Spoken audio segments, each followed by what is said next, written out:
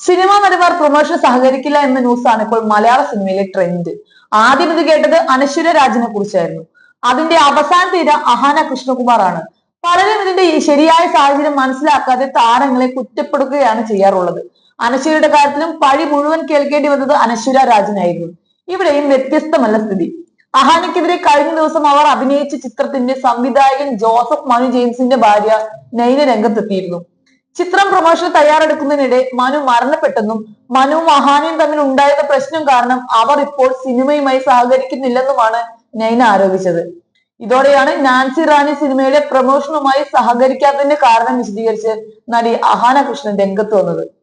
നൈനയുടെ ആരോപണങ്ങൾ അപ്പാടെ തള്ളിക്കളയുകയാണ് അഹാന ചെയ്യുന്നത്. സംവിധായകന്റെ ഭാര്യ പറയുന്നതല്ല യാഥാർത്ഥ്യമെന്നും തന്നെ കുറിച്ച് ഇരുവരും നുണകൾ പ്രചരിപ്പിച്ചുവെന്നും അഹാന തുറന്നടിച്ചു.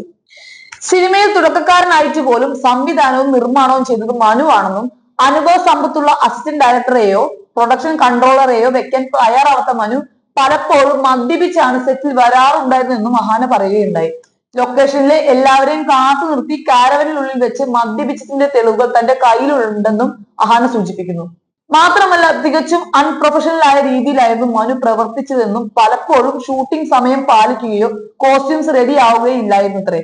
എന്താണ് നടക്കുന്നതെന്ന് യാതൊരു ക്ലാരിറ്റിയും ഇല്ലാത്ത അവസ്ഥയിൽ എന്ത് ചെയ്യണമെന്ന് പോലും മനസ്സിലാകാതെ കുറെ താരങ്ങളും ടെക്നീഷ്യന്മാരും അതായിരുന്നു അവസ്ഥ എന്നും അഹാന പറയുന്നു. എന്നാൽ ഇതൊന്നുമല്ലത്രേ പ്രൊമോഷനുമായി സഹകരിക്കാതിരിക്കുന്നതിനുള്ള കാരണം. 2021 ഡിസംബറിൽ അവസാനമായി സിനിമയുടെ ഷൂട്ടിങ്ങിൽ പങ്കെടുത്തപ്പോൾ സിനിമയുടെ അവസാന ഷെഡ്യൂൾ എന്നാണെന്ന് മനുവിനോട് ചോദിച്ചെങ്കിലും യാതൊരു പ്രതികരണവും ഉണ്ടായില്ല.